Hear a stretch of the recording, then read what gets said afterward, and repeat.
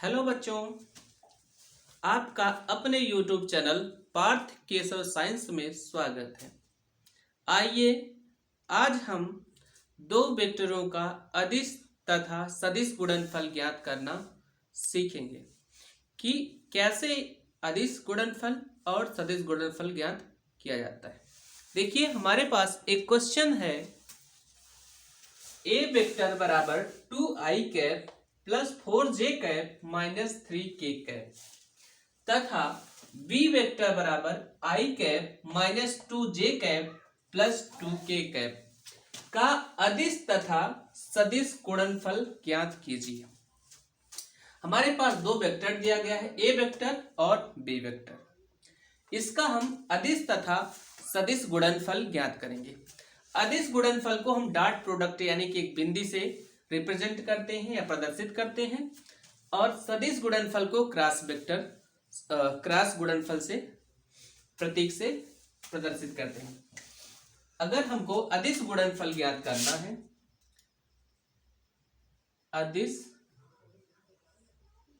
गुणनफल ज्ञात करना है तो ए वेक्टर डॉट बी वेक्टर बराबर, ए वेक्टर के स्थान पर आप लिख लीजिए 2i कैप प्लस का 4j कैप माइनस का 3k कैप, और यहां पर एक डॉट प्रोडक्ट लगाएंगे।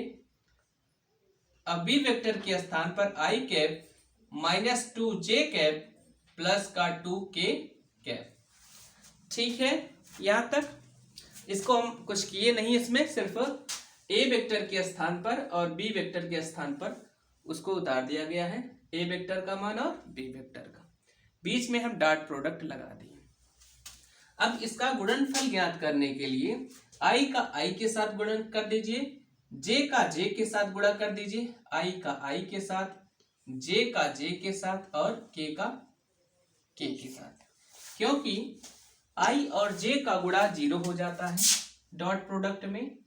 i डॉट j बराबर 0 होता है,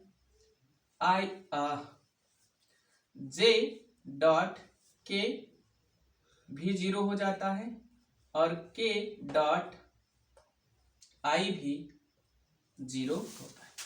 इसी तरीके से i j j k i और भी आपका 0 हो जाता है।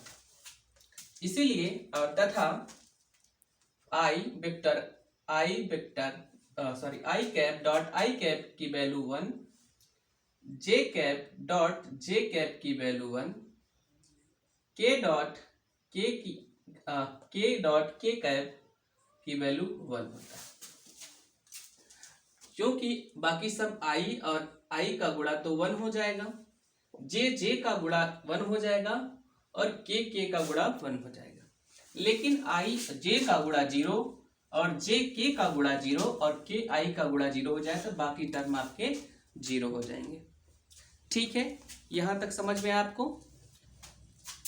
अब देखते हैं, यहां से 2i और i का गुणा करेंगे तो 2 गुणे में i dot i cap plus और माइनस माइनस हो जाएगा, 4 का 2 के साथ 4 दूनी 8, j cap dot j cap, फिर यहां माइनस है, माइनस और प्लस का गुणा माइनस 3 दूनी 6, k cap dot k cap.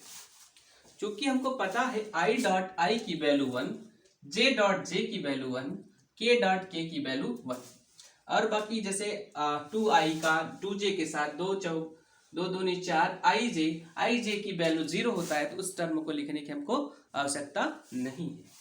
ठीक है, तो यहां से 2 गुणे 1 हो जाएगा, 2 एकन्नम 2, माइनस 8 का हो जाएगा, 8 एकन्नम 8, माइनस का 6, 8 6 माइनस का 14, क्योंकि जुड़ेगा और माइनस माइनस जुड़ जाता है और चिन्ह वही होता है, तो यहां पर आ जाएगा माइनस का 12। ए वेक्टर डॉट बी वेक्टर की वैल्यू हमारा माइनस का 12 आ गया।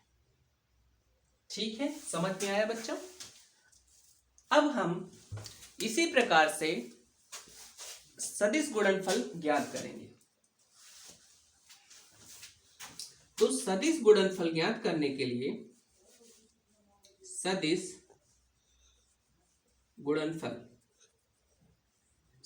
गुणनफल ज्ञात करेंगे तो ए वेक्टर क्रॉस बी वेक्टर निकालेंगे। ठीक है, तो यहां पर ए वेक्टर की जो वैल्यू है रख दीजिए आप। इसको निकालने के लिए सबसे पहले जो दिया रहे वही लिख लीजिए, आई लिख लीजिए, जे लिख लीजिए और के लिख लीजिए। अब ए वेक्टर में जो उसके गुणांक हैं आई, जे और के गुणांक लिख लीजिए 2, 4 और माइनस का 1। इसी तरीके से बी वेक्टर का गुणांक 1, माइनस का 2 और 2। अब इसको हम सॉल्व करेंगे तो सबसे पहले जब निकालेंगे इसको ऐसे चलता है plus minus plus minus plus minus plus minus plus, इस फॉर्म में ये चलता है। ये सारणिक रूप है। ठीक है, सारणिक रूप। यहां से आई को सबसे पहले लिखोगे, आई कैप को लिखोगे, यहां पर आपका ऐसे बंद कर लिया जाएगा, एक पंक्ति और एक रो बंद कर लिया जाएगा।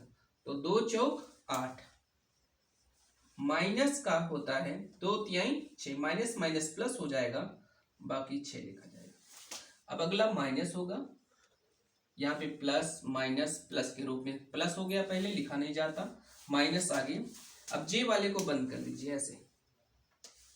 अब 2 का 2 से गुणा करोगे तो 2 दूनी 4, 4 माइनस और 4 3 एकन्ना 3, माइनस का 3 और माइनस माइनस क्या हो जाएगा प्लस। इसी तरीके से के, ये प्लस में है प्लस रहेगा, के कैप। अब के वाला बंद कर लीजिए ऐसे। जब ये बंद हो गया तो -2 और -2 का गुणा 2 दूनी 4, -2 और -2 का गुणा -2 दूनी 4, माइनस का 4। अब आगे माइनस होता है, ऐसे बंद है, 4 एकन्ना 4 और ये हो जाएगा माइनस का 4। ठीक है, यहां तक समझ में आया बच्चों। अब आगे देखते हैं। आइए ऐसे रहने दीजिए। 8 में से 6 घटाओगे तो 2, तो 2i कैप माइनस 4 3 7 जे कैप और -4 जुड़ जाएगा, -4 माइनस का 8 के कैप। यानी कि हमारा ए वेक्टर क्रॉस बी वेक्टर आ गया 2i कैप 7j कैप -8। यही हमारा आंसर हो गया। बच्चों, अगर ये जानकारी आपको अच्छी लगी हो तो हमारे YouTube चैनल को सब्सक्राइब, लाइक, शेयर जरूर करिएगा। धन्यवाद।